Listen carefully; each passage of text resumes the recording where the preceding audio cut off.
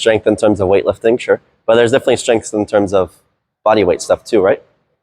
But then there's a level where you're blending the mobility and the strength together. And then some elements of maybe flexibility, what Chantel said. Cool. That's the idea that when we're talking about longevity, we kind of wanted to fuse all of them together. You can specialize and do crazy strength training and be like a power lifter, where you're bench pressing like, how much is a good powerlifting bench press? 500 pounds or more. But then in that case, if you've dedicated so much time to that level of strength, you're probably going to be lacking mobility or flexibility or somewhere along the line. They're like, okay, now do a strict toes to bar. And they're like, spend so much time doing this that doing toes to bar is not so good. So it's like strength versus mobility. We want to kind of find a hybrid between the two. Cool? Just get you guys thinking a bit. All right, we'll go through a couple of objectives.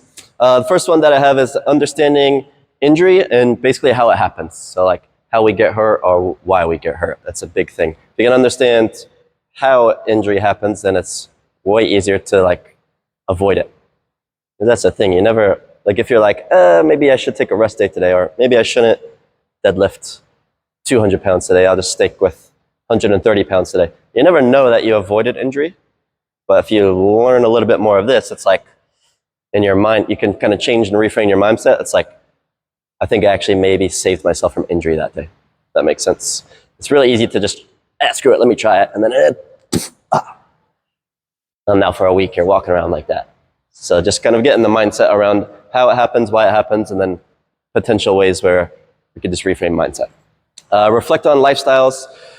Your lifestyle and maybe the pain that you've been experiencing or that you have been experiencing. A lot of it can come down to lifestyle factors. And like I said, your choices that you make. It's not all just within the gym. It wasn't that one deadlift that blew out your back. There's a lot of other factors outside the gym, the other 23 hours of the day that potentially led to back pain.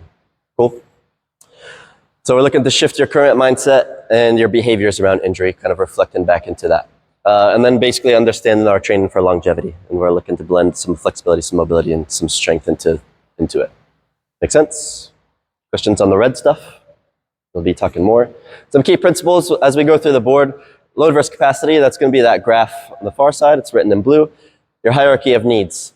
That's going to be this pyramid. And then we'll be talking about length, strength, and control. We'll talk about injury, and there's some stuff on the back in terms of pain and some rules and some practical applications for you. So injury, like when you have an injury and you're coming back from it, there's a point where you can start to feel pretty good, but your body might not be ready for it. So that's what the re-injury curve is. It's like that. It's like, yeah, I'm feeling good. Let me test myself again. Bang, injury again. And then you get stuck in like a cycle or a loop. And it's just like, and now you start to identify as an injured person or someone in pain. And then now you're going to doctor. Like now it's just like down, down, down, down, down. So we want to understand that a bit too. Cool.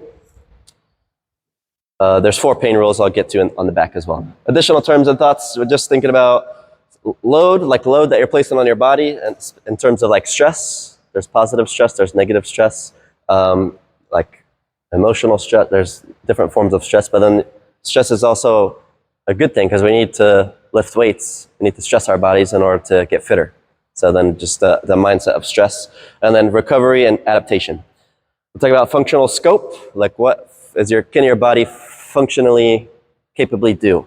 Everyone will be a little bit different because everyone probably has different mobility through their shoulders or flexibility through their shoulders, flexibility through their hips. So everyone, let's say if my flexibility is this through my shoulders, another one, people are like, ugh. Do you think our pull-ups will look exactly the same when we're in that position? Probably not. So we shouldn't try to make them look the same until maybe down the line you have better mobility, then they might look the same. Cool? Not everyone will be the same. A little different than mine, right? Pain definitions rules. We'll talk about health, ego, and performance. Good? I can do that now if you want. It's a short one. The idea is that, because most of you already kind of set it in your goals, it sounds like most of you your focus is on health. Am I right to assume that based on what you guys said? Focus is on health. If you're working out for health as your primary goal, you're going to sacrifice a lot of ego. Ego will drop, health maximizes, and you'll sacrifice not performance fully, but performance maybe somewhere in the middle. But your ego is, you're going to have to drop the ego way down. That makes sense? If you're working out for ego, you could go the other way. You could maximize your ego. Your health will probably be in the toilet. Also, your performance is going to be lowered as well. So there's a relationship between. If you're working out for maximizing your performance, there will be sacrificing a bit of health. Because basically, if you see people at the CrossFit Games, actually, what year was it when a lot of them just burnt out and dropped out before maybe 2 years ago or something like that? Yeah, there's probably like 5, 6, 7, like a bunch of them. Yeah, they dropped out. Yeah, it was after COVID, somewhere around there. Yeah, they're working out for performance because fitness is their like sport basically. Their health is going down because they are hitting burnout. They're like adrenal fatigue. Their joints are messed up. A lot of them are saying they had back pain for 3, 4 years because they've been overtraining too much. So they've been sacrificing their health in terms of performance. Their ego is still relatively high, but if you want to be the best performer, you're going to have to sacrifice a little bit of ego because you have to do the train and practice the stuff that you don't like to do. So there's a relationship between the three, if that makes sense. A lot of you are going for health, so ego, in theory, should be less. Mostly, if you signed up for the seminar, you probably have a much lower ego than the people that didn't come to the seminar. That's a safe assumption. And then performance. Does that make sense? Cool. Questions on that? Or comments? Am I talking too much already? Would you guys prefer to do some movement at some point after this? Or just listen and absorb it for the day? A little bit of movement? Okay, like splits and flips and...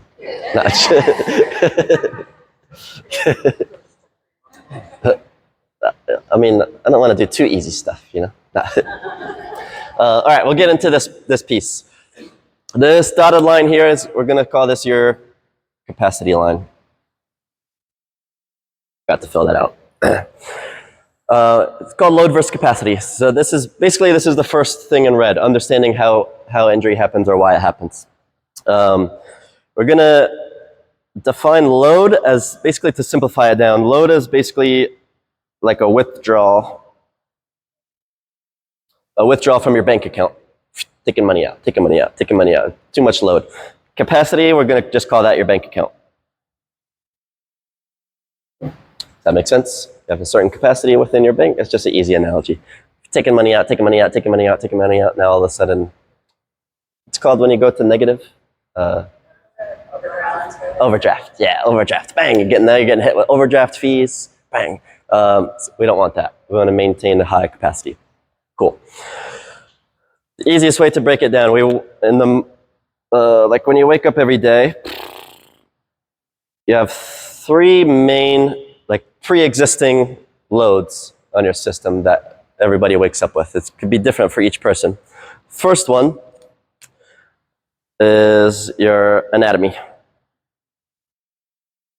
Anatomy. Everyone has a little bit different anatomy. Some people have like leg length discrepancies or something like that, or maybe like a physical bony blockage of a joint. Like if my ankle is calcified or something like that, like no ankle range of motion. So versus someone that has a lot of ankle range of motion. So that maybe some kind of anatomy, like limitation or deficit, whatever you want to call it. That's a pre-existing load. You can't really do much to change it. If you have that blockage in your bones, it could maybe get surgery, go and shave it down, but then you're opening up a whole can of worms. Not much you're going to do to change it. Cool? Anatomy, number 1. Number 2 is stress, diet, and sleep. Basically, we're going to call that your recovery box. Sleep. So, like, how stressed are you? It sounds like potentially you're working crazy hours as a nurse. Stress levels, maybe a stressful job, especially if you work in like critical cares or something like critical care unit. That was a good guess, right? So someone like her, maybe she has higher stress levels just naturally due to her job and or whatever. If you have think about maybe like a yoga person that They don't even need clothes. They just walk around naked all day long because they want to feel the earth underneath their feet. They're doing breath work 24/7 on the top of a mountain. Stress levels super low. Does that paint the picture versus stress level? So the yogi might have a smaller box, and then the nurse that works in critical care unit, a higher box. Make sense? Diet, pretty self-explanatory. We all know what we should eat, right? Yet we don't do a very good job of it. That's the funny part about the nutrition. It's just easy. Like if let's say you're on the go, you're like I was just talking to a contractor guy, so he's always bopping back and forth between this job and that job. Clearwater, St. Pete. Oh shit, gotta go to Orlando now. All right, let me stop at KFC before I go ahead. Okay, now on the way back, Taco Bell. So stress level is probably elevated. Diet is probably stacking a higher box. Maybe he's working late, so his sleep is not good. He's not getting his 8 hours. So now that box is constantly getting bigger and bigger and bigger and bigger. Compared to the anatomy just stays the same.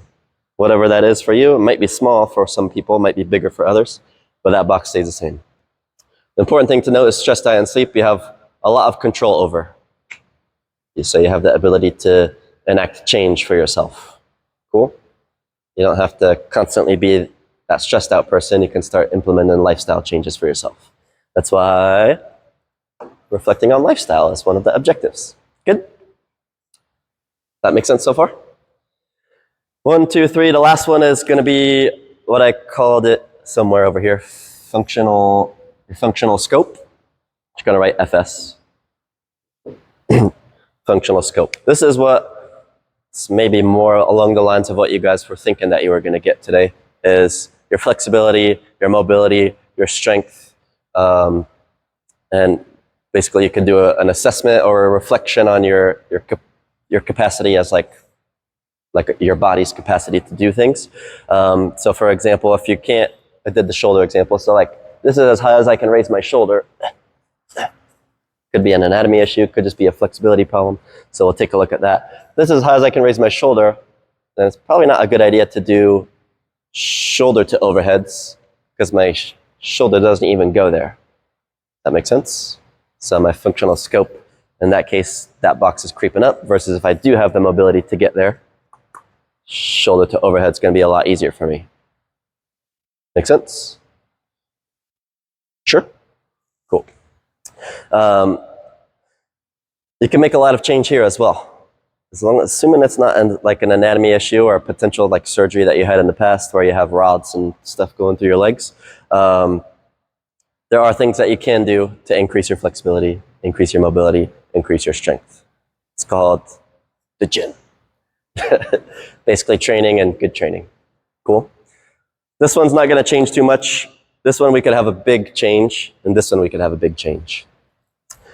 Those are the three pre-existing loads. You wake up in the morning, those are already set. Now the fun part, life begins. How many kids do you have? 2 kids? Okay. I thought you might have more than that. Who has 4 kids here? Somebody has 4 kids here. Not in this. Yeah. Wake up in the morning. Now we have life to deal with. So let's say you have to wake up, you have kids. What else? Job, work. What else? Your dog, you got a new puppy, because everyone told you to get a dog. It's such a fun thing. It's a great experience. Then they pissed and shit all over the floor last night. Dogs. You get the idea. You're just stacking boxes. Who knows what can happen throughout the day. Yeah, you have work. You finally get to the gym. You're like, all right, amazing. Like this is my stress relief. It's the gym. I love coming to the gym. You do maybe the first part of the workout. I'll get into here. We'll call it gym. Some kind of lifting or whatever you might be doing. Gym. Then you get to that deadlift. You're 30 reps in, 40 reps in for the workout, and the back goes out. Deadlift. Go. You've exceeded your capacity over your capacity line. Cool? Does that make sense? That could be it could result in a back injury. It could have a problem, like for a problem. Or it could be maybe I'm going for a 1 rep max deadlift, and I go to lift it, I'm like all hyped up. Okay, let's go. Like, I exceeded my body's capacity, but I don't have a problem. I do have a problem if I round on my back at all costs and then let it go. So it could be potentially a problem. It could not be a problem. But a lot of the times as you're stacking, and then we see it in CrossFit just because it's high intensity. It doesn't have to be deadlifts. You could put in kettlebell swings, wall balls, whatever that last thing is. We tend to blame that last thing that happened. So then it's like, deadlifts are bad for your back, or I hurt myself doing CrossFit doing deadlifts, like that kind of thing. Or it's like, yeah, the kettlebell swings, and your doctor's like, what? Kettlebell swing? What? Like overhead? Like what the hell is that? Like fast? You're like, yeah. Like I went light. I did like 30 pounds. They're like, 30 pounds flinging up and down overhead? Like that's crazy. Doesn't sound crazy when you're in CrossFit gym, but when you go out in the world, people are like, what the fuck are you guys doing over there? Then we blame that kettlebell swing. Oh, kettlebell swings are bad. Oh, deadlifts are bad. Oh, you shouldn't be doing that kind of stuff. This making sense? Cool. We'll tie it back into these boxes because the main thing that we talked about, your anatomy's staying the same. Your stress, diet, and sleep, we said you can have a big control over, correct? So let's say you're doing good. You don't have to become that yoga person on top of the mountain, wearing no clothes. But let's say you're dialing it in. You can cut that box in half. That's your stress, your diet, and your sleep. This is still your anatomy. You've been working on your mobility, your flexibility, all that stuff, your functional scope like we talked about. We could cut that box in half. Functional scope. Now waking up, starting the day, you're already here at those boxes. You should have plenty of room theoretically now. If you have kids, work, dog, gym, deadlifts. Cool. Now we have a lot of room to play. That makes sense? Yeah? If you already have experienced some kind of pain like this, basically the first thing you need to address is how much stuff are you taking on? What is the load problem? You have some kind of load imbalance. Doing too much stress, too much load for your body, potentially. Cool? And not just your body, but maybe like potentially at the individual joint level. Like it could exceed just the load of my elbow for the day. Now I have elbow tendonitis, but now that's going to hinder a bunch of other stuff that I don't think about. Even see people with elbow tendonitis and they go into a back squat and they're like, I can't back squat. It's leg exercise, but being in that position hurts the elbow because they have so then it's just starting to stack things. You need to adjust this load and get your boxes back down. The easiest way is to go through these. Cool. It's a little bit harder. I mean, you can change your work, I guess, but it's a little bit harder to change your work, change your kids. It's like you're looking at basically the things that you need to do versus the things that you want to do. Cool? Like basically, you kind of need a lot of this stuff. You don't need the gym, but we're going to say that you need the gym. You want to do the deadlifts. You want to do the CrossFit. You could change. You could do Pilates, but for some reason you came to CrossFit. Like you could change it.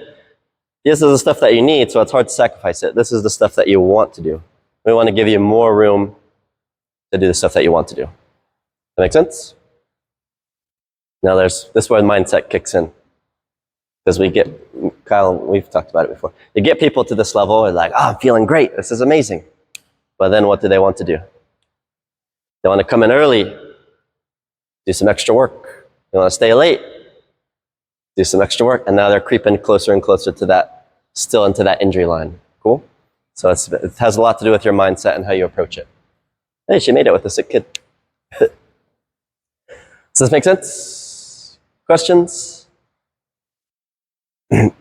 Usually what we find is that people get kind of put into two buckets for decisions around their pain. They either just quit the gym because they hurt themselves doing the deadlifts, so they avoid or quit, and then the pain stops. Avoid, quit, pain stops. No more deadlifts, no more back pain. Right? Right? Or no, not right. Or they keep going and they just deal with the pain.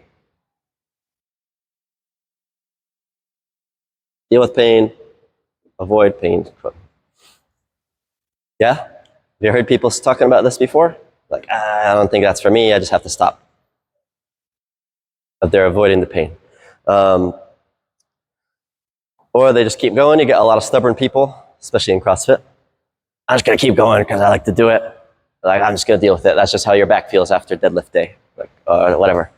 After I do pull-ups, yeah, my shoulders hurt a little bit, but whatever, it's fine. Neither one is a good option, right? Would you agree? So basically, we're trying to circle back to taking what's in your control and then making a decision about based on what's in your control, so you don't have to go through these two decisions. Cool? We send people to like doctors and stuff like that, and they're like, yeah, oh, just stop doing that. Do like light, low intensity stuff anyway. But like you said, you're here to do strength training, right? You want to get stronger bones, stronger muscles, longevity. You're trying to prevent osteoporosis, osteopenia, or sarcopenia, whatever, all that stuff like that. Cool? On the same page with that? Am I talking too much yet? Questions? You guys experienced any of this before? When you look back at it? Yeah. Load versus capacity, that's basically life. There's so many things, like Kyle and I, and even Pete the other day, we were talking about something random. I don't even know what it was. It's not even related to the gym, and it was like load versus capacity. That's all it was. Like, I don't even know what it was. Do you remember? Something random. Where it's just like, we talked for like 20 minutes, and then at the end it was just like, load versus capacity. That sums it up. Like, just wasted 20 minutes chatting, but that's all we had to say in the beginning. We tend to do that, talk too much, I guess. Cool. You sure no questions? Pete, good? Additional points? Not to put pressure on Pete. No, not really. I mean, you could even like go over your capacity with that deadlift just a little bit, and then maybe you go home and you pick up your kid. Yeah. That's what. Yeah, exactly. Yeah. Yeah, it's not always that's perfect. It's not always like right. Not always in the gym. Yeah. So potentially, let's say that you do deadlift. Maybe you're flirting with that line for the day, like, that's a good session. I like push myself just right. But then, yeah, you do go home, you pick up your kid, or it's like picking up a piece of paper. Half the time, people are like, I just deadlifted 400 pounds, but I hurt myself picking up paper. You've heard people say that. So then you can have that example. Yeah, the straw that broke the camel's back, right? That's where you can implement good training. Like potentially, you hit that, you're lifting, you're going hard, and then you're just straight out the door, back into the car, back into your desk. So now you're just sitting for the rest of the day. But if you just stayed a little extra, did a bit of cool down stretching, got your body back to normal, that's where you are bringing your load down just a little bit, put your body back into like parasympathetic, chill state, not all wound up before you go straight back to the desk. So there are things you can do to flirt with that line. But yeah, it doesn't always have to happen in the gym. Obviously, people get hurt all the time outside the gym as well. You could get hurt in a car accident. It has nothing to do with the gym, but something about that car smashing into you, it did exceed your capacity, because if it was just like a little rock that hit the car, that doesn't exceed your capacity. But a car hitting a car, that exceeds your capacity. So it all boils down into the same principles. Make sense? That was good. Were you going to say something as well? Not talking about injury, but how do you know you're nearing QTM, or like know if you're near the capacity? How do you know when to rest? Or yeah. I'm not just like, I'm going to do 5 more. But like, yeah. Good question. I don't know. I just like I went to the gym 7 days in a row, and like, if you feel tired, you just don't go, or you set a schedule. I think we'll cover that a little bit in a bit, but that's a good question. Yeah. If I don't answer it enough, then we can loop it back in after. But yeah, I like that's what these lines are for. It's pretty obvious, I thought. No, I'm just kidding. That's a good question. People ask it all the time, and I feel like the best answer I can give is that everyone's a little different, so it's just a learning like it's a learning process, and you're starting to feel out your body. it's like a term called like auto-regulation, where you're just starting to regulate and get more in tune with it. Like people are always about these trackers and the Oura rings and the whoops and like I need to track my sleep and all that. Like personally, it could be a good tool, but for me, like I wore it and it's like your sleep sucked. Like, yeah, I knew that already. And it's like your sleep is great. I'm like, yeah, I knew that already. Like it didn't tell me anything that I didn't know, but that's because I've probably spent 10, 15 years being in tune with that kind of stuff. So it's just like you learn over the years when to dial back on. And still, even now, I'll bite off a little bit more than I can chew. I'm like, crap, should have dialed back. But then a lot of times I do dial back or I do change it. So it is if there was like one answer to like seal that up, like that'd be nice. But I feel like there's not one answer for everyone. Cool. Hierarchy of needs. This is diving into more of this aspect, your functional scope. Basically, a lot of people are just throwing shit at the wall and seeing what sticks. They're just kind of guessing, like, oh, I think I need to stretch more. I think I need to do this more. But how do you know? If you're trying to stretch a problem that really you need more strength in, then you're just stretching for no reason. You're wasting your time. Or opposite, like, oh, I need to get stronger in this thing. But no, actually, you might need flexibility. So the idea is that, you know how pyramids work, the foundation, and then they build up. The idea is that we have a foundation to build from, and then we can now start to evaluate what each one of you actually needs. First one is basically just this, which is your recovery and volume balance. Like, oh, I'm hurt. Like, basically just take a reflection. It doesn't have to be crazy, just a quick reflection. Are you doing too much? A lot of times the answer is, yeah, I'm doing too much. I need to dial back a little bit. So then you just dial back a little bit. So that's an easy one to just start playing around with. Remember that we do need the stress though. So we don't want to eliminate all stress. We need a bit of stress. Stress, I'll write it here. I'll keep it in blue. Stress plus recovery equals adaptation. Stress, recovery, adaptation. Stress plus recovery equals adaptation. You don't actually get fitter while you're working out. Actually, in the short term, your fitness has gone down immediately after a workout. You get fitter once you recover from that workout. That makes sense? So stress plus recovery equals adaptation. Also, it's important to note, if you have zero stress, someone that doesn't go to the gym at all, they're not going to get the adaptation either. So we need that stress there, but we need the right amount of stress. That's the trick, is finding the right dose. Then we need to recover properly. We need both of those things in order to get adaptation. And we want adaptation, right? Adaptation just means like results. We don't necessarily need to just do more. We need to adapt so that you're stronger the next day or faster the next day. But if you're just doing too much, stress, recovery has gone down. You're canceling out your adaptation at that point. Doing a lot of work, it might maybe look cool on Instagram, but your adaptation is lesser. Make sense? You guys all have Instagram? Question? So would you say adaptation is, things may become a little easier? Is that a sign that you're adapting to feel better? Is that a sign of adaptation?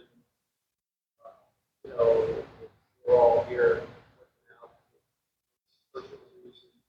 Yeah. So you start to feel better, we're adapting,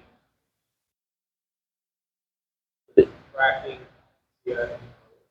3 months ago, I go to lift this much. Yeah. A little bit more. Yeah, basically. A little bit easier. Yep. It's seeking the adaptations that you want to. So you essentially have to train for the adaptations that you're looking for. So if you want to, yep, then we're flirting. You're flirting with your capacity line.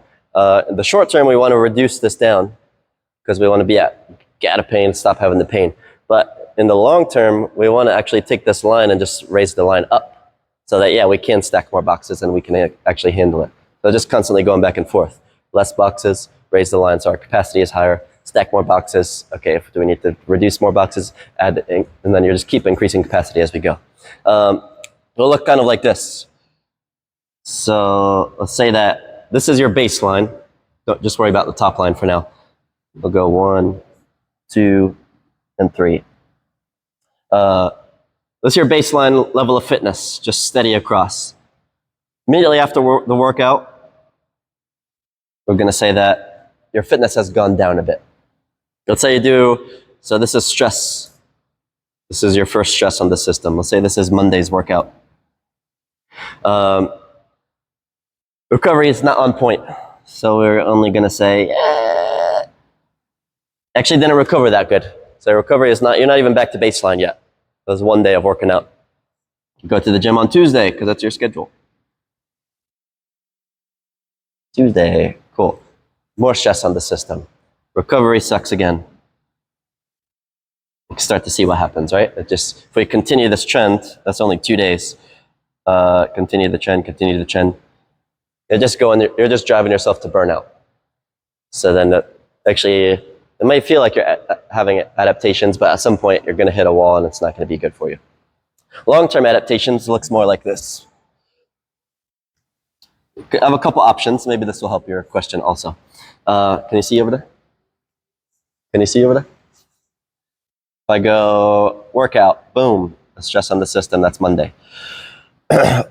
Or actually, I'll do this one first. Let's say that, just because you asked it already, let's say that I just moderate my workout a little bit. Slightly less stress, but I did get to work out that day, Monday. My recovery is good. Already got some good adaptations. Workout again, moderate my workout. Tuesday, it's less. Recovery is good. Theoretically, if you're doing that, you're doing like literally, we'll call this the minimum effective dose. Like the bare minimum to see adaptation. You could do that every day. You could work out every day. And you would continue to go up. Theoretically. Does that make sense? You did the right, you like literally just do the right amount every day. Might not be perfectly linear like that, but you could do the right amount every day. Other option, this is probably maybe a more realistic option to push yourself. We work out hard. Monday, maybe recovery is not quite on point. That's okay. We work out hard again. That's a Tuesday. Recovery is maybe about here. Work out a third day. We're down here on Wednesday. So you did 3 days of hard work. And Thursday is like, do you guys rest on Thursday or no? Nobody rests on Thursday? There used to be a thing where it's like Thursday was like rest day. You did 3 hard days. If you take your Thursday and you just make it, this is your baseline, but then Thursday now is your rest day. That's your Thursday. You got rest day, now you're back up. So if you keep repeating, now maybe there's a couple days left in the week, I could work out a bit, come back to here, I could work out a bit, come back to my baseline, and then take a rest day. So then now you still are going up. That's what we really want, is that long-term trend. So hopefully that helps answer a little bit of your question. Like in theory, you'll probably make a combination of these two, line 1 and line 2. But as long as you have a little bit of an upward trend towards you, that's your adaptation that you're making. Cool? Is that a little bit helpful? And usually, if you do, like I was talking to Kyle the other day, there's a benchmark workout on Friday. Nancy, I think. Jackie. Oh, and Jackie. Both, yeah. But I think it was Nancy the first week. Or no, is that not? That's not right. Yeah, whatever. I was like, oh, benchmark at the end of the week? That's kind of weird. Like normally I would want to start my week off fresh at Monday and be there. But then he was saying that a lot of people were resting on Thursdays. So then if they're resting on Thursdays, actually might be better to do it on Friday because you're coming in off of a good rest day. The answer is different for everyone. It's hard to program for 100 people, 200 people. But remember talking about that? Yeah. So like, yeah, actually, you put it on Wednesday? Yeah, and then now, yeah. You moved it to Wednesday now? Oh, okay. Now when everyone's in the toilet? That's a real test. Although that will force you to take your rest day on Thursday, so maybe that is a good thing. On line 3, and you're basically full on capacity. Rest day. Yeah, you have a full. Your adaptation. Yeah, you have a full rest day or whatever. Yeah. And also, maybe I should say, rest day doesn't mean you have to do nothing at all. I used to think that back in the day. I was like, I'm gonna rest so hard, sit on the couch.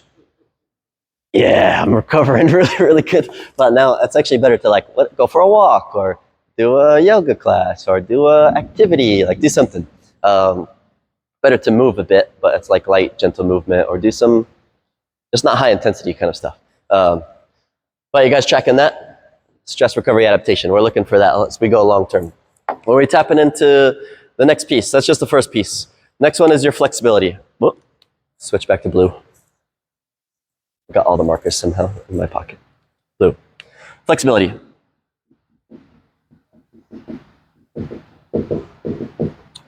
I'm just going to write mobility in that because that's the next one. Difference is flexibility is passive. Mobility is active. Range of motion. So flexibility is your passive range of motion. How much you can just flop over, or even someone could push you into a deep stretch. That would be flexibility. Mobility is how much you can actively do on your own. So the easy example is your finger.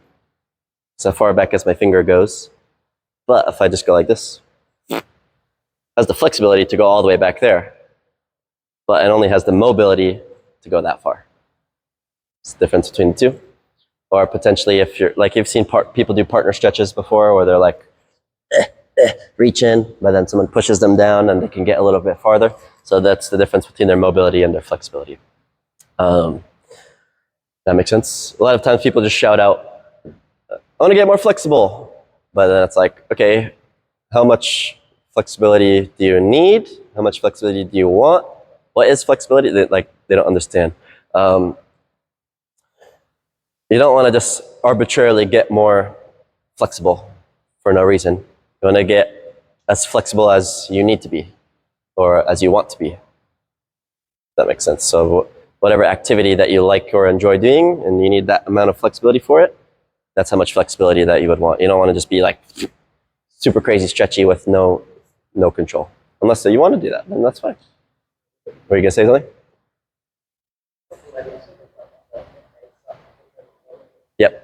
Yep. So then that's where we find the boxes. Oh, Lois is going to say.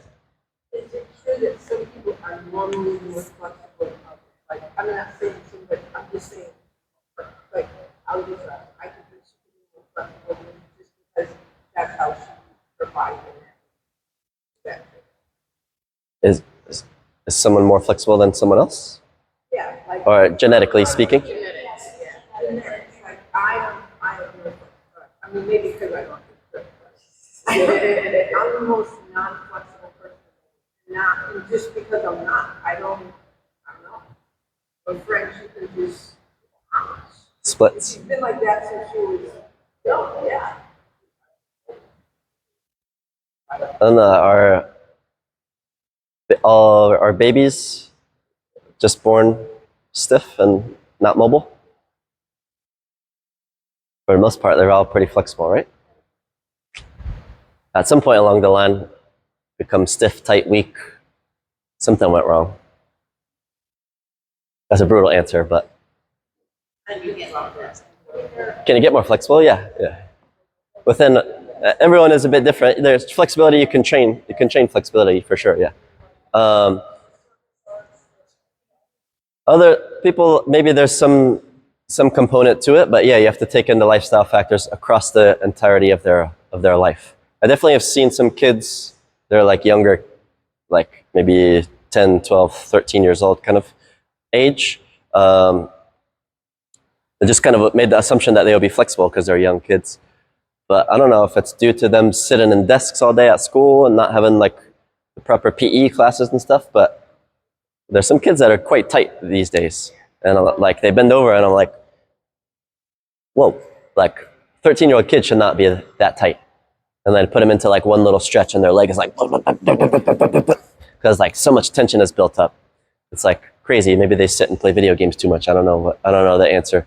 But I would attribute it more to the lifestyle factors as a global, like general answer. Obviously, there's specific cases where, yeah, you have some conditions and things. You're going to have a lot of more rigidity and muscle development problems. I don't know if that answers your question or not. But in general, babies are born pretty flexible. And if you just maintain that over 70, 80, 90 years, that's all you got to do. That's passive flexibility. It's like Sheena can just go bang to a split, no problem. But she does have a problem because mobility is her issue. So we don't need to address Sheena's flexibility because she can just do it. She can do probably a split, take her head, touch it back to her ass, and then like roll out of it and spin around and go into a different kind of split. We don't need to work on her flexibility. We need to work on her mobility. So that would be her lowest hanging fruit is now to adjust there. We might need to take a step back and say, hey, are you doing too much of that crap? Yeah, take a rest day. Because I know she does some of those shows and then she's like, her back hurts because she's been like this for hours on end and all these muscles are trashed. So that comes back into her recovery. That makes sense a little bit? So then we're just starting to build a path of what you need. Mobility is active. So how active can you be in those positions? In general, you'll always have more flexibility than mobility. Probably best case scenario, your mobility will equal your flexibility. Because if you can like do something active, almost always someone could come over and just like push you a little bit farther, or a weight could pull you a little bit lower, or gravity, something. You can always have more flexibility than. So then the idea is we're trying to blend these as much as possible, have as much control over our range of motion as possible. But we do need the flexibility first. You see a lot of tight hamstrings. Can you bend over and touch your toes, Bobby? Easy? Can we see? Can we see? Just like flop. Just flop, don't reach, just flop. Yeah, so a little bit off the floor versus a passive flexibility, a little bit more flexibility, a little bit more mobility. Now, what I've done is train myself to have that flexibility to do deadlifts from an elevated surface so that I'm still training active in that extreme range of motion. It looks extreme for most people, but for me, it doesn't really bother me too much because I'm training that mobility component of it, not just being flexible and going down there. If you're too flexible and you go down there, but you have no mobility yet, now we could exceed our capacity in that position. Cool. Next, we're tapping into strength. I don't know where all my markers are. Strength, and specifically strength balance we like to look at. So you have flexibility, you have mobility, but then we're starting to train strength, like additional loads into the system, but strength balance. So we're looking at, like there's some ratios, there's ideal ratios from like research and things like that, where your deadlift ratio versus how much you can squat. So like your deadlift is the heaviest thing that you can do. Your squat, they say that your back squat should be around 80% or so. So then it's like a 100% deadlift, you're 80% of your squat. So if you can deadlift 100 pounds, should be able to back squat around 80 pounds. It's like a ratio in there. So if those ratios are way off, like some people we've seen where let's say their deadlift is 100 pounds, but their back squat is also 100 pounds. And then they're also complaining about knee pain.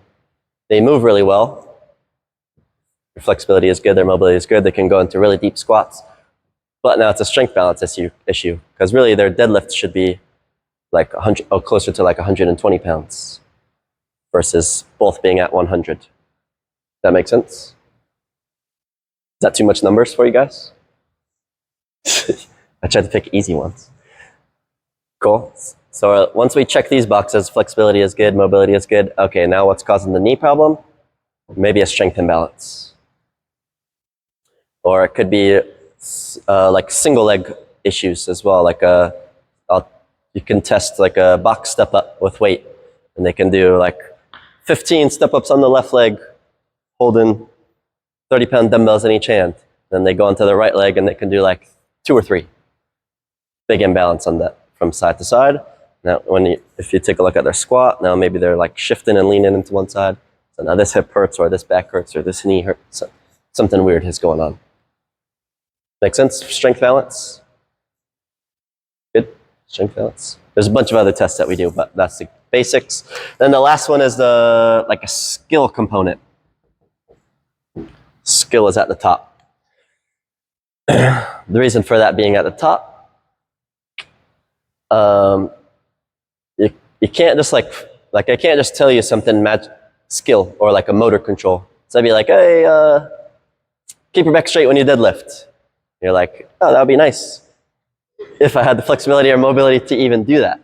So like, you can't just like try to fix the skill. Like, oh, I need to learn how to do this better.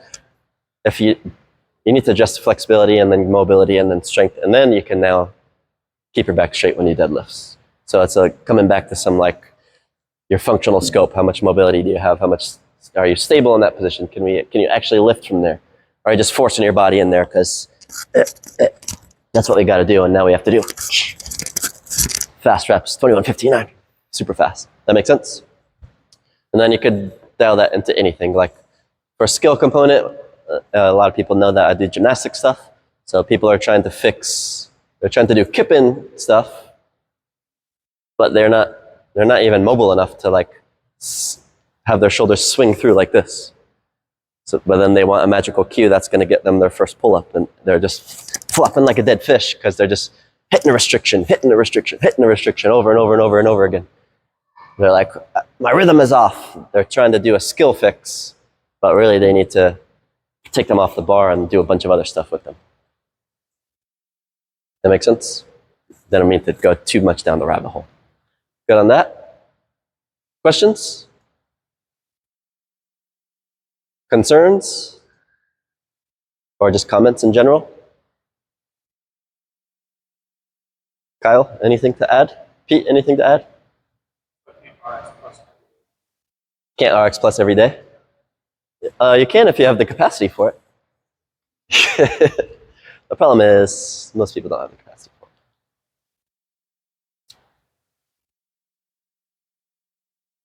it. Anything else? Good? Cool. You do want to do a little bit of movement, right? Or take a look at something individually for you?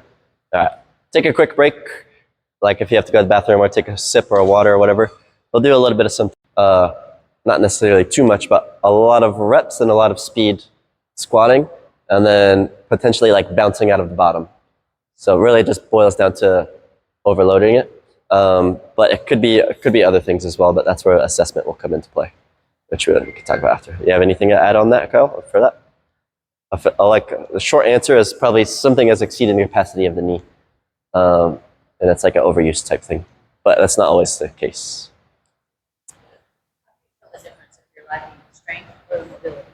Yeah, so I'm gonna put you guys through some assessments now, and then you can see.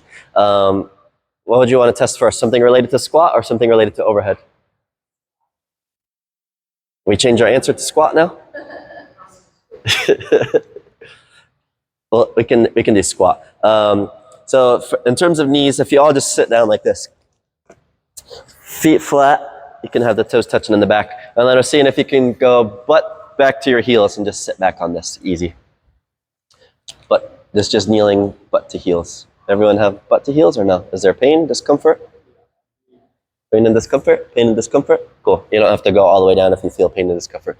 But what we're looking at is, can the knee bend? You don't have to sit in it if it's feeling like crap. You can come out of it. If you feel good, you can stay. If you don't, that's okay. We're looking if the knee can bend fully at all, and the hip is bent as well, which is the position that you'll end up in as a squat. So if we know that this hurts the knees, but yet you're trying to do squats, this is a knee bend. So then we can start to see, the knee is not tolerating that position well, so then we know it's potentially squat might affect it, and other positions too, but a lot of squat. Any tightness in the quads when you do this? Little tightness in the quads? Yeah, so then maybe if there's something going on there, we can adjust the quads. But that's a super short, simple answer. Another one, if Pete comes in, I'm just going to show it as If you guys feel comfortable doing it to each other, you can, but you don't have to on the back. Lay on your back. So that kind of looking at the knees for in that position, and you don't have to stay down there, guys, but if you want to, that's fine. The other one is the hips, because this is where the butt wink kicks in as well. The assessment that I would do is having Pete just taking this and seeing how far this goes in, and usually I can feel a bit of restriction. Feels like a little bit of tightness, but he does get there. Like he actually can bend. Like if you imagine a squat below parallel position, knees or hips below the knees, yeah? It gets there, there's a bit of restriction and tightness. Does that feel discomfort? Feels okay. A little bit of hip. A little bit of the hip. So when he's in that narrow position, and you might have a butt wink if you do a narrow squat, huh? You do narrow? Oh no, doesn't feel like too much butt wink. So one, you can have a narrow squat stance, that's one. If that's restricted, you could try to go a little bit wider. Notice, it's way easier for Pete to go a little bit wider versus this. Feels a lot better on in the second one. Yeah, the second one. We could go wider. Yeah, huh? Feels worse. Feels worse. Second one, I can feel a little restriction. The second one is the money spot for him. So his squat stance, we would want him to squat more like that. Some people will squat narrow and be fine. Some people will do this. Some people do that. We want him to kind of find that middle ground where he does need to drive his knees out wide and help put him into a little bit better squat. They'll avoid the butt wink and avoid potentially some kind of knee like pinchiness. You guys can try it. You guys want to do it on each other? Or you feel weird doing that? If you want to do it, partner up. If you don't want to do it, just stand around and watch. 3, 2, 1, go. You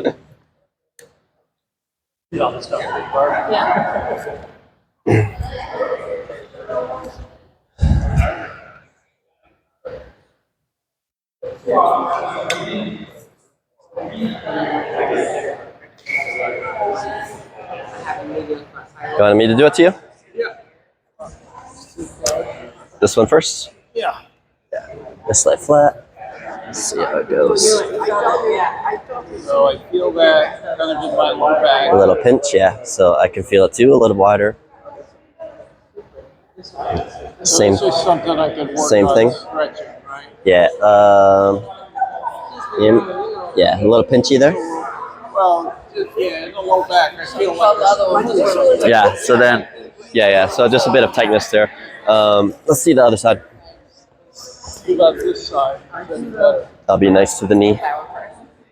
The knee's fine right now. Okay. What's that? Better on this side? Yeah, not as sore, I think. Feel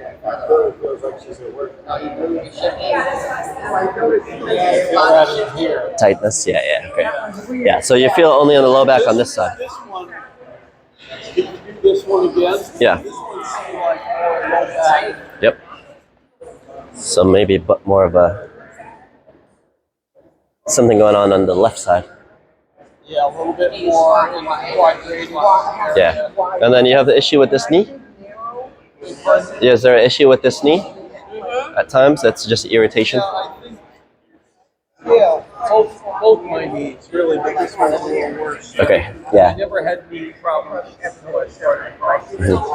I think I'm just, Overdoing it a little bit. capacity. Yeah. Yeah. A little bit, so it's kind of intermittent. Yeah. See, this, like I can't. Because the knee has good range, but the hip, yeah. There's kind of pain in here. Yeah. Could be a bit of arthritis too. Like you might have arthritis, maybe like just factoring in your age. Not in a mean way. So not in a mean way, but factoring in your age a little bit. Yeah. But I've never really had arthritis. Yeah. I haven't pushed it as much. Good range. Good range.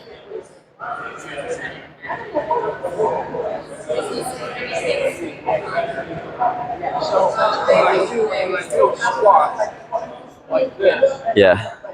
is that correct? Yeah. Can you come up just like another inch? Like up an inch? Like, yeah, that's better. And the chest up a little bit more? Yeah. Yeah, that's better there. Yeah. That lines up right about, yeah. there. Yeah, that was okay one. Yeah, yeah, yeah. Right around there. Yeah, Now that doesn't really hurt. yeah. When you stop there. Pretty good. Yeah, I would stop there every time because that lines up better with your So test. That matches. yeah. So So don't force yourself to go lower than that. yeah. Yeah. I don't think I would. Yeah, yeah. Now, I mean, the way you sit, If you're just I gonna, would like to be able to sit like that. yeah, can you? If you're just gonna sit, like you can round it out. Yeah. Not quite. Yeah, Just too much discomfort. yeah, yeah, But I yeah. mean, that would be a goal. Yeah. Okay. Because I'd like to be able to do something. Okay. Yeah, yeah. Okay, that's good. But, you know, Yeah. I don't think you're far. I don't think you're too far off from it. All right. Cool. Anyone find anything interesting? Hypermobile or actual mobility? Oh, okay. The knees, you're saying, to lock, like a lot of lockout? She can lock them out good? Yeah, okay. She has good hips, right? It goes straight through. Can you show us, do you mind showing us what her hips look like? Yeah, yeah. Can you do the test again with her? Yeah, you do it to her. Yeah, I just want to talk. I don't want to do it. No, I can't get as far down as I thought I could now knowing that. How far? Can you push farther? Goes pretty far, right? Is it pinch at all? She goes pretty far, right? Is that farther than most of you guys? Yeah, that's good. That's what a full test should look like. But you're saying that she locks out her knees. Yeah, yeah. So terminal knee extension, yeah. But do you have issues with the knee because of that? I don't know if that is. And then if you stand up, can you touch your toes really easy too? Not really. This is stretching. Some stretching? This is. Yeah. Yeah, if you can lock out your knees a lot, I'd probably want to work on your hamstrings a bit more in terms of hamstring strength to help stabilize those. That's a side note. And you said that you have knee problems sometimes? Yeah, that's another thing. Okay. I know what I did. That's Yeah. That. Can you show that flexibility again? Oh yeah. Oh yeah. That's good. Anyone have super blocked up hips? Super blocked up? I was talking to John a bit. Stiff right now? Just right now? All the time? Super. What about the hip one? The hip one. Anyone have super blocked up hips? I was just talking to John a bit. He might be a good example. Are you okay with doing it again? Yeah. Can you come out into the middle? It was mostly, which one? This side was a little tighter than that side. the back was tight. Yeah. And then we were talking about his squat position, and he said it matches. So if you sit on their back again, we're just going to do the Down test. on my back. Yeah. Because you don't want to force it with this stuff. And how old are you? 76? That's pretty good. Not bad for a 76-year-old. No. So like he gets here, but any more like push, I can feel like it's like eh. And then he said he felt it a little bit in his low back as well. So if he gets in basically to that point, if I go a little bit wider for him, does that feel your low back or a little less? So in the quadratus. He still feels a little bit in his low back. And then the widest, a little bit in the low back. Yeah. So as he gets, basically what we were talking with as you guys were going through, just say when you start feeling it in your low back.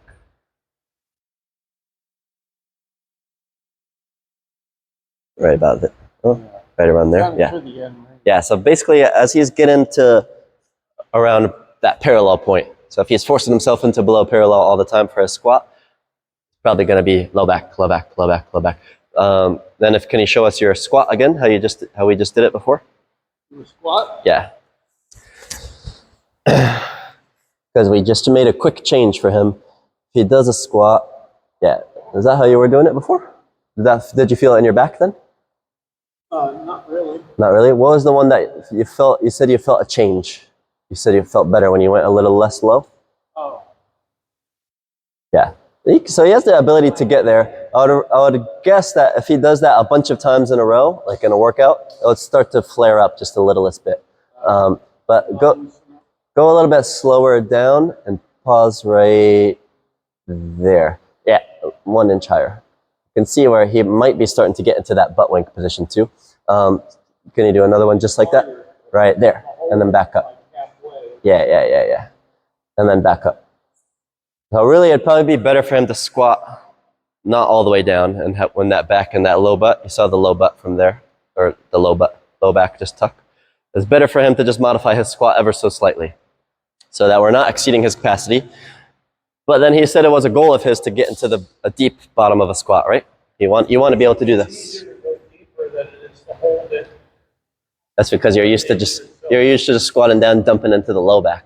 But what you need to do is get some stability in that middle range and build strength up in there. Just doing it and getting stronger. Yeah. So short term, we want him to just limit his squat ever so slightly so he's not adding additional stress. Long term, we're looking at doing flexibility training so he can start getting lower into the squat that he wants. Then as he gets more flexible, we can have him start training squatting lower. So now he's getting mobility in that deeper squat position where he wants to be squatting. That's the approach of that based on the board. That make sense? Anything else to add, or are you guys okay with that one? The addressing it is a different workshop, I think, but this is just the introduction.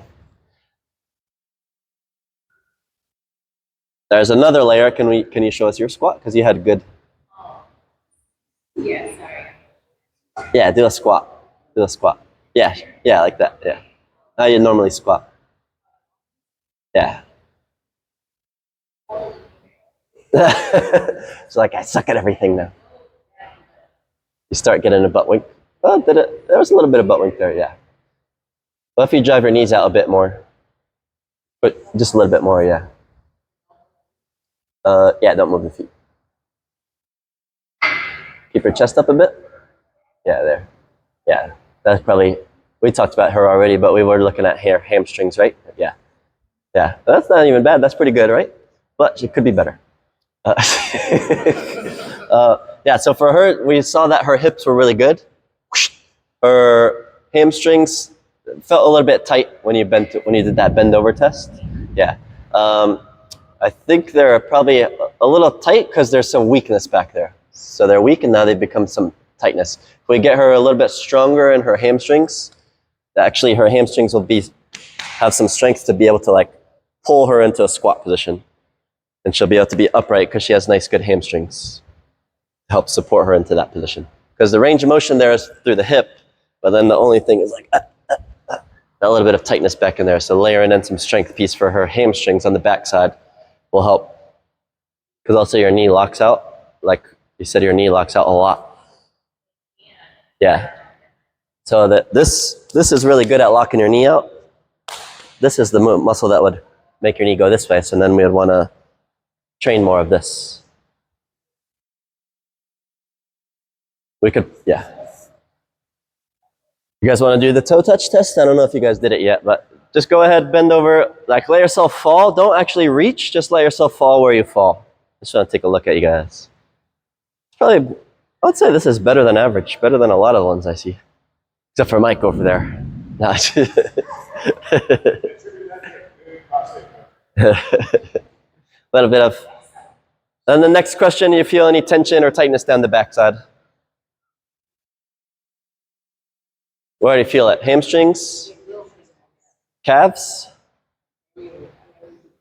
Anyone feel it down into the calves a bit? A bit of both? A bit of calves? Question?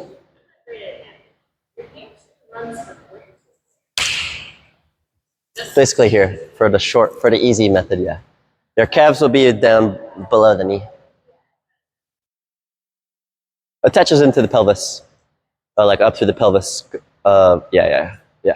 It doesn't just stop, but it does run up there. That's why if you're looking at that butt wink, if you want to get technical, that butt wink comes under, hamstrings come in. So if the hamstrings are tight, then you see a lot of butt wink because they're pulling the pelvis under.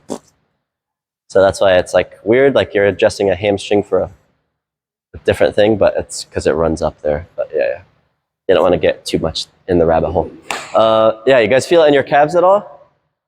You feel it in the calves, you feel it in the calves, you feel it in the calves, you feel hamstring. You feel it in your calves? Mostly hamstrings. So then a lot of times you can tell either if it's a hamstrings, so it sounds like for him he needs to get longer like flexibility through his hamstrings. If you feel it in your calves, you guys heard of the sciatic nerve? Sciatic nerve. If you feel it in your calves, it's likely the sciatic nerve that has maybe a bit of irritation or like issues. If you come down to the floor, if you felt it in your calves, you could go with it even if you didn't. But if you just do this, you may have done it in a warm-up before. Holding the back of your knee, pointing the toe. You'll extend the knee as much as you can till you have a full point. Then at the top, pull your toe back. And then point, reset.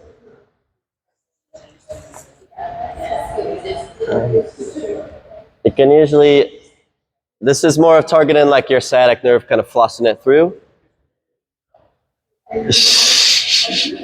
Doesn't go, but for you it's probably a hamstring. We already know, yeah. But you feel it a lot in your calves now? No. Yeah. Hamstrings is the key factor, yeah. The one person I know will get triggered by this is Lee. Yeah. That one gets better than I thought actually. Yeah. Then in contrast, Jamie, is it right? Yeah. Can you see Jamie's position? Remember that she had that crazy test when she bent over and did the thing? Can you just show us that stretch again? Because she had that flexibility crazy, so now we can see that in action, how far back her foot goes.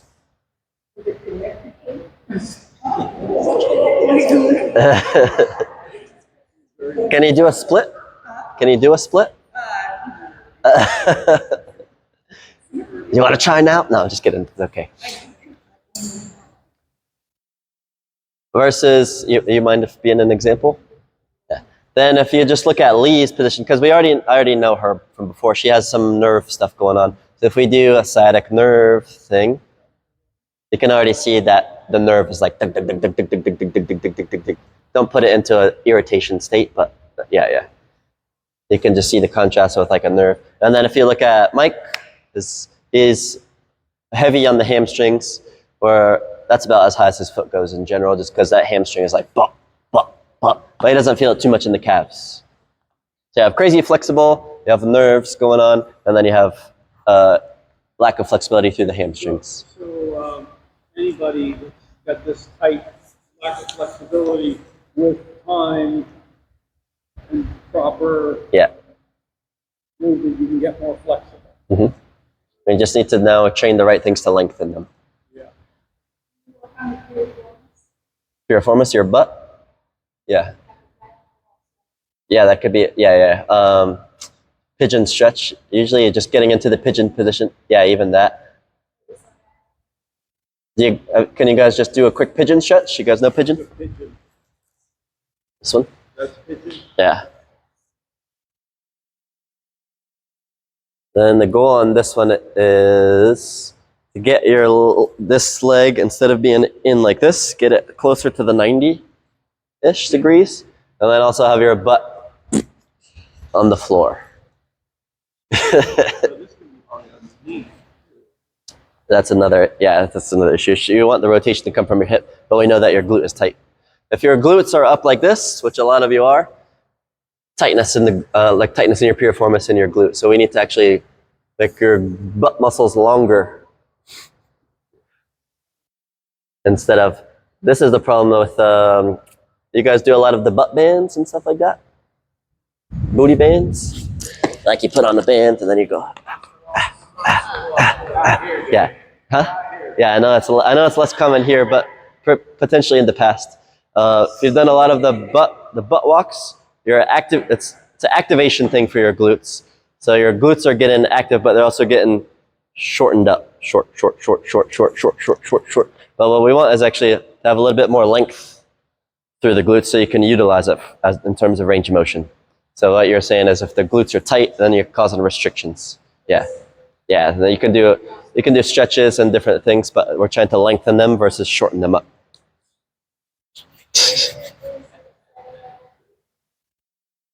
sciatic nerve. Sciatic. Basically runs all the way down. It basically runs all the way down through for the short down all the way down your body. So if you're doing this stretch and you feel it only in the hamstrings, then we know it's hamstring specific. But if you're feeling anywhere past the hamstrings, then you know it's a nerve thing because that's the only thing that goes all the way through. That was a rabbit. That was good rabbit holes. We haven't even gotten to the board yet. Kipping, overhead, front rack. That's okay. Any questions on that stuff? I'm just spitting stuff out at you guys. I didn't plan this part at all, so just chatting and going through. If we had to pick one of these, which one would you want to go? Would you want to touch on? Kipping and overhead goes together, so we can just do that. Cool. You want to do the flexion, shoulder flexion? Yeah. We could do, well, I guess we could do abduction too, but yeah, do this one first. Kipping, if you're kipping, it doesn't matter. You're hanging from the bar. That means that your arms are overhead. So kipping and overhead, we can go together. He'll do one shoulder at a time, coming up and over. We're looking, a little tight. The goal here, we're trying to keep your low back and rib cage down. So can you show what it looks like if you do a crazy flare? Yeah. If there's a massive flare, then that means you're compensating. You're compensating basically through your low back. We're trying to keep this down. See how when it goes down, his arm comes up a little bit? So yeah, there's potential for him. Maybe if he does a good warm up. He just did that workout too, right? With a bunch of shoulder overhead. So maybe he's just showcasing a little bit more tightness than before. But you can see the difference where he closes it versus opens it. Yeah.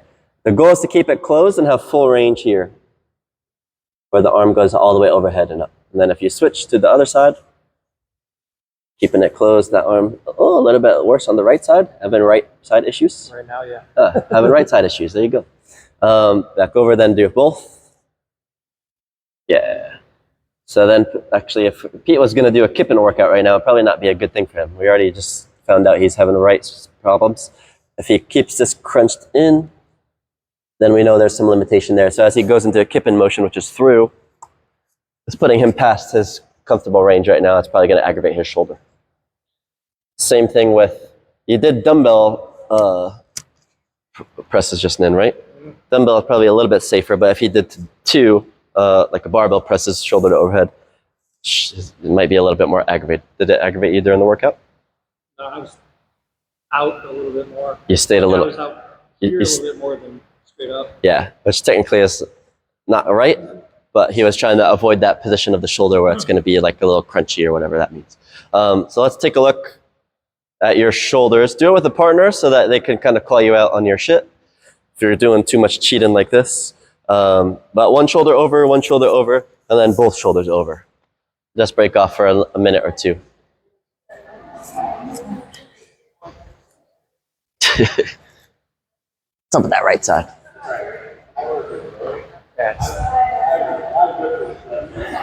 Should just go around. Tight.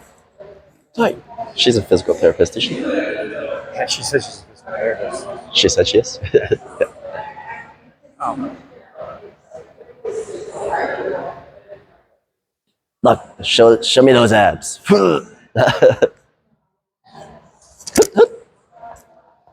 Woo. Easy.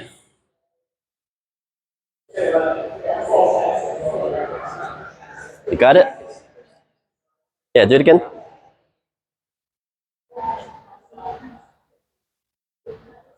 Yeah. Can you push this down a little bit more? Yeah. Yeah, that's pretty cool. Any discomfort in that position? Or feels? Yeah, that's fine. He was able to do it. He did go a little bit, but then when he changed it, he did change it, yeah.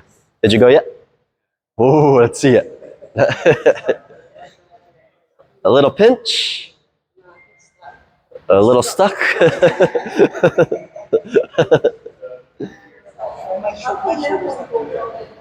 Feels great? Feels great?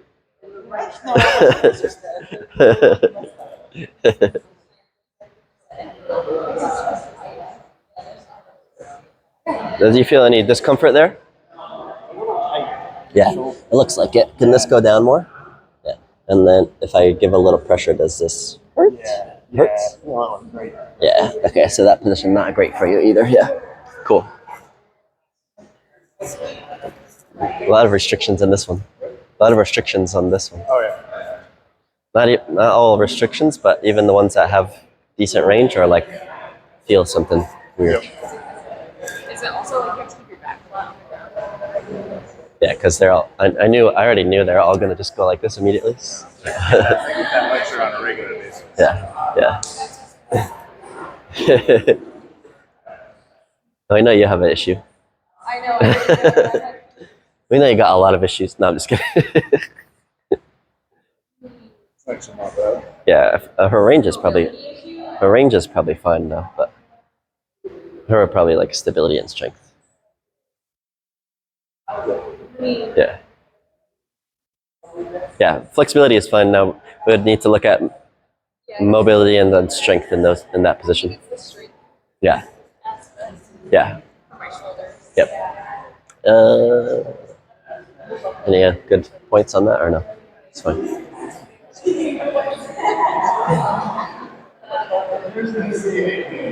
Okay. Oh yeah. Yeah, I made him do landmines the other day. He loved it. Can you set up a landmine real quick? Yeah. Just an empty bar. Let's use the plate one right here. You can just put it. You can just put it over there. The whiteboard? No, I was gonna say you can just put it over there. What? The plate? It doesn't matter. Doesn't matter. All right, cool. If you do a lot of shoulder to overheads, that bothers you? You do a lot of shoulder to overheads, does that bother you? Like, bang, bang. The other factor on the shoulders, because I saw a decent amount of limitations in that one, is your ability to go like this. If you're standing up for this one, you'll do palms facing forward, elbows straight, and then snow angel straight around. Your goal would be to get basically biceps to the ears. But same idea that you're not overextending to get there, keeping the abs in, and you can get biceps close to the ears. Because this can be a factor too. Yeah. So that seems way better than your floor test in that position there.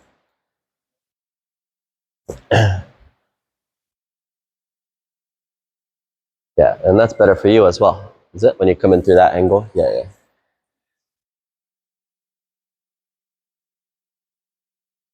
This can kind of depend a little bit on these two tests where if you're doing things like overhead presses, we're talking about overhead position, this narrow way up here could be bothersome, but if you're able to get here, you could start to actually adjust maybe even if you're just slightly wider for your overhead position, that can be enough to put your shoulder in a better position versus trying to press narrow. Some people, their snatches are fine because they have the wide grip doesn't bother them, but as they come into here, it's like they're feeling something. So then if you're doing a jerk versus a snatch, they're both overhead movements, but the position is slightly off. So then it might be the difference between shoulder pain and no shoulder pain, depending on how your shoulders are testing in that.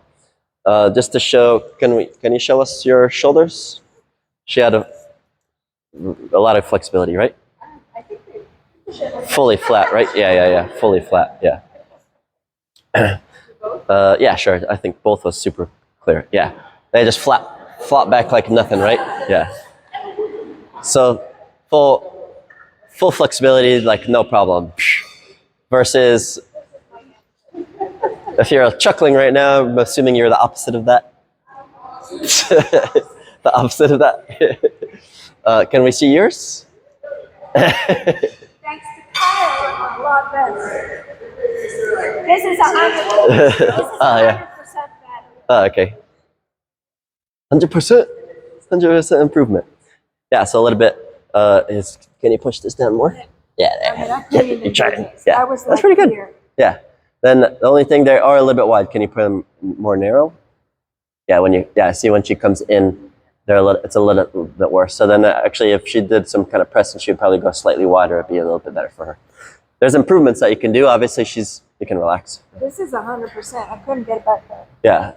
So you guys asking? Thank you, Kyle. Are you guys asking if you can get better flexibility? The answer is yes, because she just said. But the key factor to all this stuff is short term. You do want to like modify or potentially change or limit your range of motion. But we don't want to keep you in limited range of motion. We want you to train it full. We just don't want to force you into it. So work within your range of motion, is number one. And number two is improve that range of motion. And number three, now you train full range of motion. Cool? So it's just a short term, you're limiting range of motion, but you don't want to be stuck like that forever. Cool? Want to make improvement. I had John the other day, remember when I had you do the landmine presses? Yeah, because his shoulder flexion is kind of stuck somewhere around here. I forget the workout. Handstand push-ups, I think it was. Handstand push-ups was the workout. So instead of putting him to get upside down and try to worry about pressing, because we know that if he presses, it's going to be like this, and then probably like that. So there's just going to be a lot of problems. Yeah, so then everything tweaks. We did a landmine, which is this thing. You guys seen these before? There's this, and then there's two on that. But yeah, then he had the ability now to press out like this, which is more in line with his range of motion test where he can achieve. And then if he wanted to, I let him like try to push into it a bit and then come back down.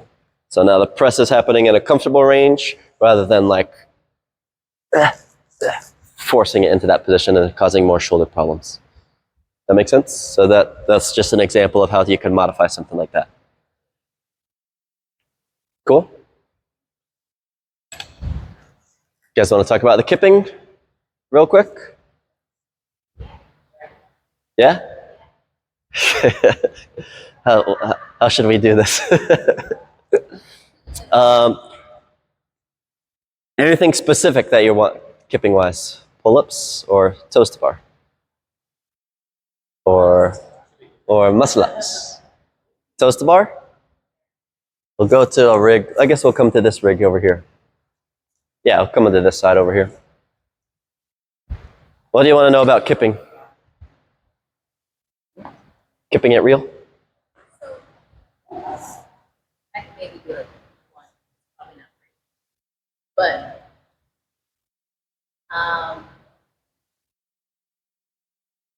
so if I'm on the bar, right, and I can do one, but like the flow, like the repetitive, like connecting them together. It's almost like I said that earlier. For the skill. Yeah. All right. I'll put my gymnastics course hat on.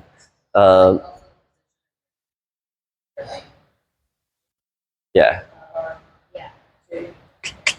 First thing you need for kipping, a prerequisite for kipping pull-ups or kipping toes to bar or whatever it is to do strict reps. So you need to have strict pull-ups or strict toes to bar.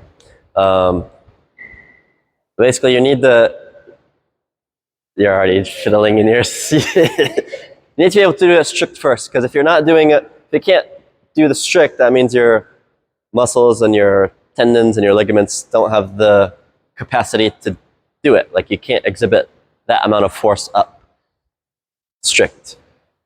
When you're doing kipping, you're adding speed and intensity. So now there's even more forces going through your joints, muscles, joints, tendons, ligaments. But if your muscles, joints, tendons, ligaments can't handle it with less speed and force, it doesn't make sense, right? So now we have a mismatch. So the answer going back is usually it's a strength problem there, rather than, oh, you need to change your grip, you need to push away from the bar, you need to do more of a momentum thing. Like, no, actually you just need to get stronger and to be able to develop it strict. Personally, I think you should train to do just about everything strict. Like, train strict in all your workouts until you can do all your workouts strict. Then maybe consider doing kipping. Which is, unfortunately, that's a long path for a lot of people, but it is probably the safe path.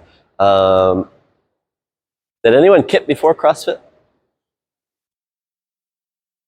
I know what kipping was too. No. So when was CrossFit invented? 2001? So for how many years? before that was zero kipping had done. It was basically all strict, right? Yeah.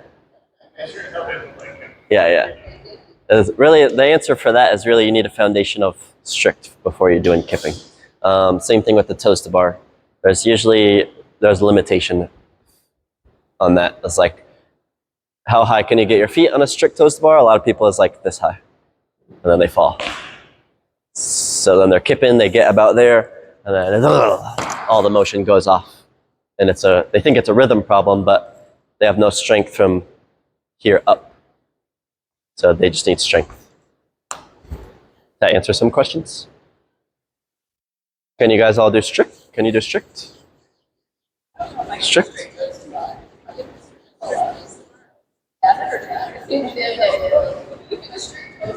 You know that Yeah. I used to work out at this place in Clearwater. It's called Move. It's like a gymnastics calisthenics place in Clearwater. If you go there and you tell the class to do a toes to bar, they all do it strict. That's a toes to bar means. But if you come in here and any CrossFit gym, not just here, but any CrossFit gym, and you say, everyone jump up and do toes to bar, everyone's doing that. So it's just like the perspective of what you're used to is different. But really, you should be doing strict toes to bars. That should be the foundation. Yeah. After that, you said you can do strict, right? Yes. You have the strength to do strict. So then we're recycling back in. Flexibility of the shoulders, we know is a limiting factor. So now the strict is no problem. If he's here, he can do strict. He's hanging, strict. But now all of a sudden it's a kip. There's a much more demand on the shoulder position, but that's a limitation. So now for you, we're talking about strength. For him, we're talking about flexibility. And then we haven't even gotten to the skill yet of what is actually kipping, which is going back and forth, back and forth, back and forth. Yeah? You got the good questions. It's not about kicking. That's okay. Anyone want to talk about kipping more? I didn't even put you on the bar, but that's okay. All right, good. Next question. This is one that happens when I don't have a plan for the last part. You had something to say about Grip? Front rack.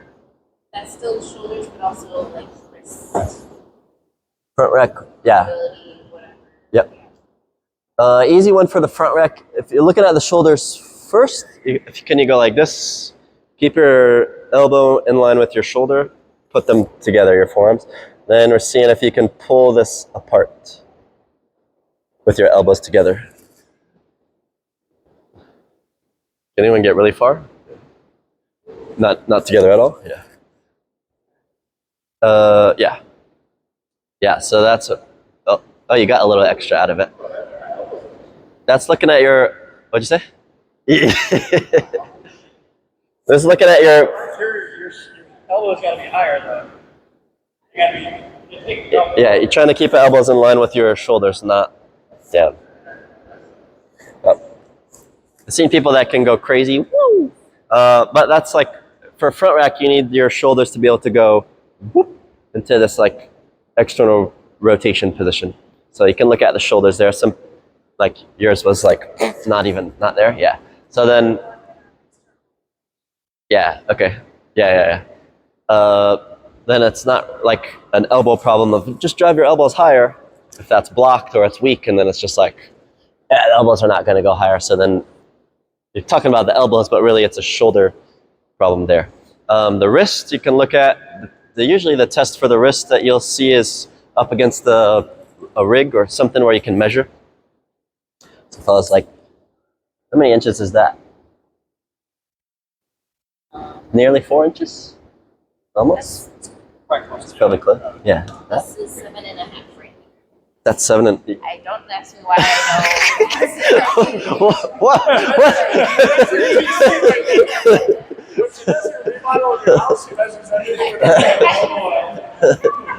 Oh, God. So yeah, we're looking more like, not 7.5. Where'd you put? like 4.5. But rotating the elbow pit forward, then you're seeing if you can lean and get the shoulder to tap with your elbow locked out, so no bend allowed. Some small pinchiness there, but you can get there. A lot of times you're just seeing like no ability to lean forward. So wrist extension, if your wrist doesn't bend in that position, then the bar is either going to feel really bad on it, or it's not going to get there, so then you end up like that. If there's a pinching feeling that In the front? occasionally, but I really can't tell you where it is. I just That's okay. asked it. Yeah. But if there's a pinching feeling that's due to the whole mobility thing, or that's something like Usually, like my left is a little bit worse than my right, even if you can you see like that? The left is a little worse, yeah. A little bump there. Not a big of a bump there. Yeah, but that's like a little bit. So usually if there's a pinch in there, it's more of like a bony blockage problem. You're not gonna do too much with that in the gym. You could try to get like manual adjustments and different stuff like that. If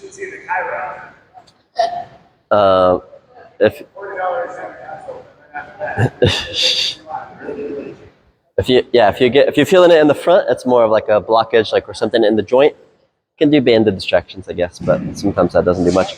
Then if you feel it more like in the back, this muscles, that's more of a flexibility thing that you can address with the muscles, where you can kind of like do different weighted stretches where it pulls you down, come back up, pulls you down, come back. So those are usually the two main ones of that for the wrist. But yeah, front rack is a combination of that wrist position. There's elbows involved in the middle, but then it's usually external rotation and the wrist. That's the issue. It's a lot of words. Back to the whiteboard. I didn't even talk about the backside yet.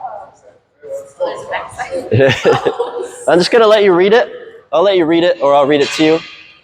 But I think I want to say it at least so that you have that more application going forward. I feel like we just threw a lot of information today.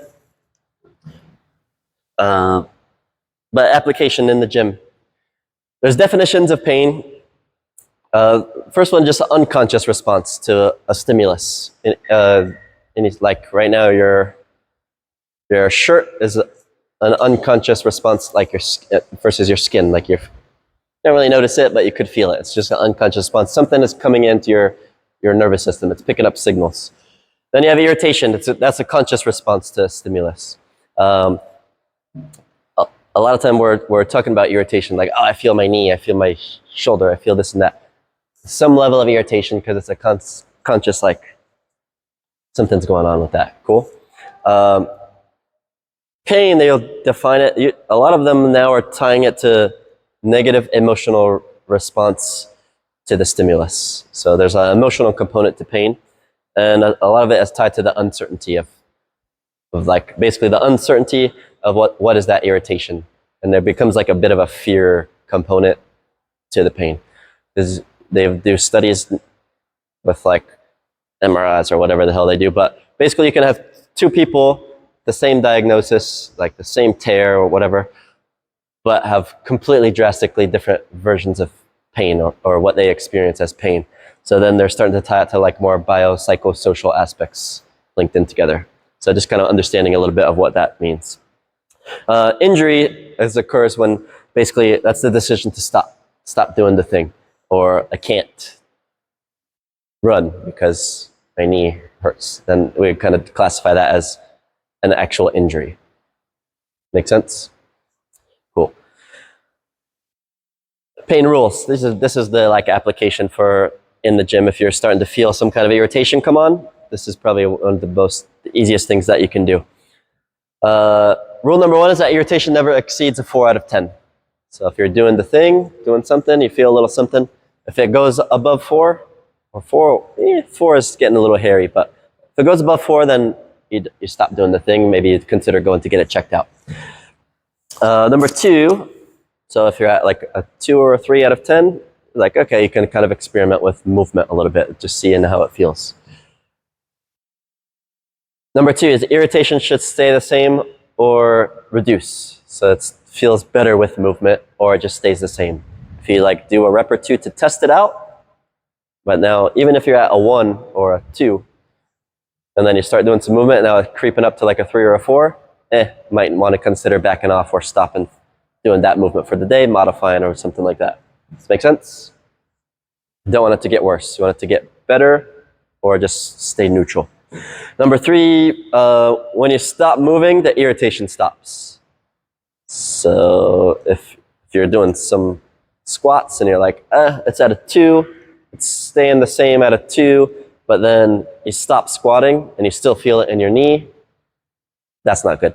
You want it to, once you stop squatting or stop moving it and stressing it, you want that irritation to also stop. Cool?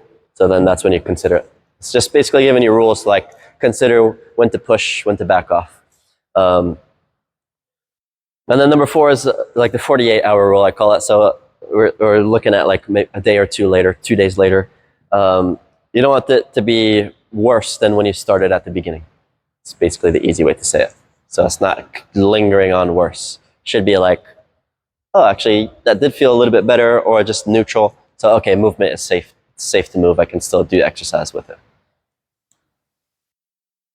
That makes sense? Hopefully that like breaks it down a little bit. So if you do something in the gym, you're like, okay, yeah. Like, I could test it out. Oh, yeah, it's feeling better. It's reducing down. That means movement is probably good for it. If you keep going and then it's getting worse, that means movement is probably bad for it. Because you can heal a lot of stuff with proper movement, but you just need to know when to use the movement and when to not use the movement. If you're just resting, hoping that it's going to go away, actually maybe you should have been moving it the whole time. In terms of like physical therapy or rehab or smart loading, versus just resting it and hoping it gets better, and then you come back in and like, it's no better than before. You might need to consider doing movement to fix the problem. Good? That's it. Oh. Thank you. I'll hang out for, if anyone does need to go, you can feel free to go, but if you want to chat. Oh, I forgot about that. I can do that if you want me to. If you want to go, you can, but if,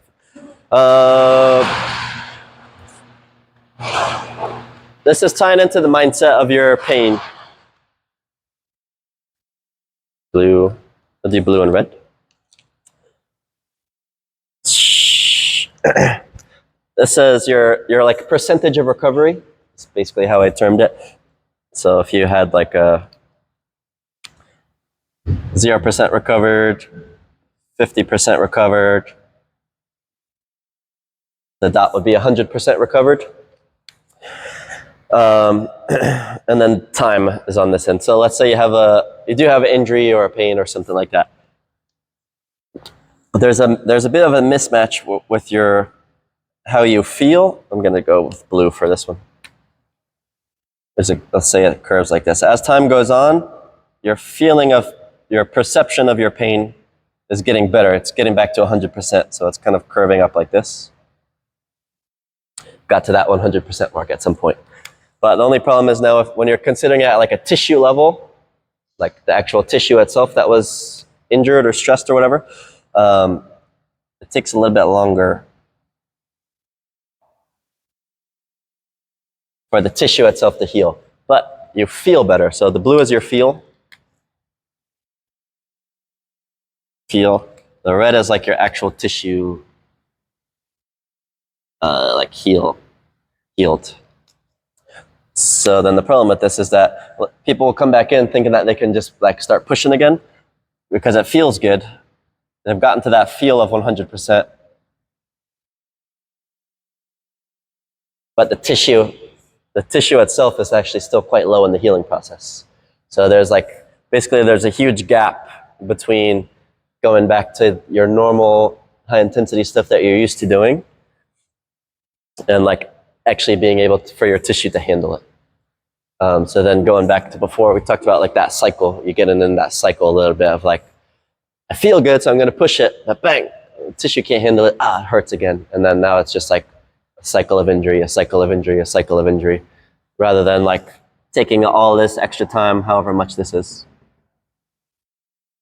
Basically, you need that additional time for your body to actually heal and like maybe slowly increase weight, increase speed, increase weight, increase speed, increase weight, increase speed.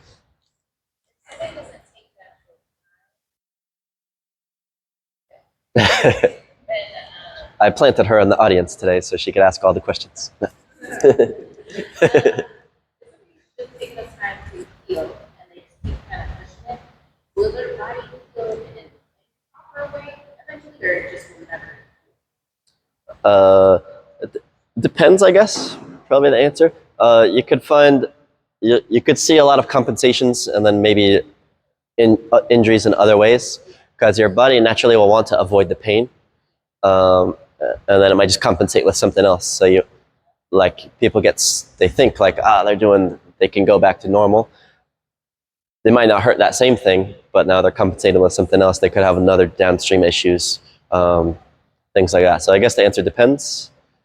But your body is really good at compensating. That's part of a main piece of this. If you have pain, you might be able to do something, but like if my knee hurts here, I might not want to squat into that knee very much. So now I could still do squats, but I might ever so slightly be shifting my weight over here, but now I have something going on somewhere else. So now it's bang, bang. And then you start racking up multiple things. Or if you have a limitation of some kind, like the mobility and flexibility like we've been talking about, you might be able to do the thing, but something is compromising, and then now that thing is going to hurt. Like if let's say your wrist. I do a lot of training on the parallel, like the little bars when I do handstands. I can still do handstands here, but it feels better to do it here because that wrist is a little bit different. And I can do a bunch, but then there's a point where it's like, I did a little too much for the left wrist on the flat surface. So then I just train here, and it stays stacked a little bit better. But for example, like maybe someone doesn't know that, and they just keep doing the thing. This wrist issue could now cause me to like shift through my shoulders differently as I do handstand push-ups or whatever. And then now it's not actually the wrist that's hurting. Could be the wrist, but then now it could be elbow, could be shoulder. So your body's really good at compromising, either with pain or restrictions. So that's the problem that you run into. It's a long answer. Any other questions? In terms of what's your experience with pain, how do you know when it's time to like go see somebody about it, and how do you decide when it's, you know what I'm saying? Once you used up that bottle of ibuprofen. Like how do you decide at what point? Are you going to answer it? I was just going to point to the angles. Irritation never exceeds part of that. Oh, yeah. Yeah, usually, like as a coach, I basically use those to determine when a refer out situation should be. And then if I do those mobility tests, like you just kind of went through them together, just a couple of them. But you can see if there's like a full range of motion or a limited range of motion. Then you can also see if like they feel pain or discomfort in that position. And then usually if it's like pain and discomfort and limited, like all of the things together, then it's like maybe you should go get that checked out because there's a lot going on. But if it's just a little discomfort but it's full range, you can usually do some work in the gym. Or if it's no pain or discomfort, it's just limited, you can usually do a little bit work in the gym. But if it's both things, then it's probably best to get it checked. The truth is, if you talk to your coach, all of our coaches have this experience, some form of this education. So a coach will lead you to the right person, whether it's me, myself, Dane, or we refer out to Dr. Madeline, or we refer out to a physical therapist. We can help you make that decision by asking you these basic questions where we are. So your first step is always just to come see a coach, and we can help guide you down that path. I don't mean to interrupt you, Nick, but one thing that in this last year I have noticed, some people come to me 3 months after they've already seen a physical therapist. And now my elbow's not. And I go, what's going on with your elbow? Well, 6 months ago I did this thing and I've been seeing a physical therapist and now it's not going any better. And I'm like, yeah, why didn't you tell them? Because we could have saved you 6 months of pain and a whole lot of money at a cash-based practice when we were up here. Help you far cheaper than someone out there. However, we also know when to refer out. We're not as scared to bring in the whole damn community.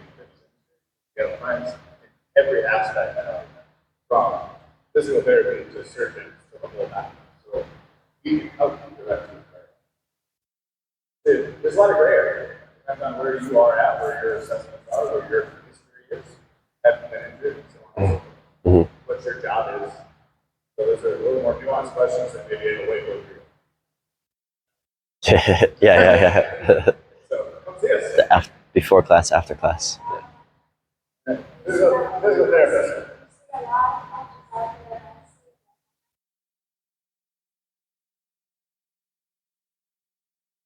I was very impressed. How actually was popular with the others. So it really makes a difference. Not all coaches. That is true. I'm not saying this is you can't trust every coach. And just to kind of People in general. One of my biggest dreams was to up level some of that. Yes, CrossFit's cool, CrossFit's great for performance, some of those things. But every CrossFit gym I've ever been to, I've seen a slew of injuries and nowhere for anyone to go. My dream to build this place was to put fitness professionals around us that can actually change their lives and help heal you, help you feel better, help you feel better, and live forever. Because Live forever? the sacrifices that a lot of gyms, even just in our neighborhoods, are making, they can say. I'm very passionate about stuff like this. This is why we do this on our president game. It's enrolled in the AOP program. I mean, we're putting out the best coaches and that I've seen.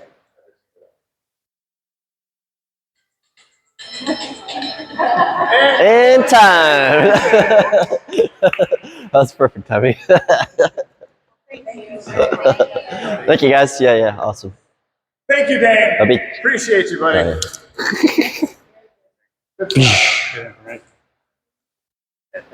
All right.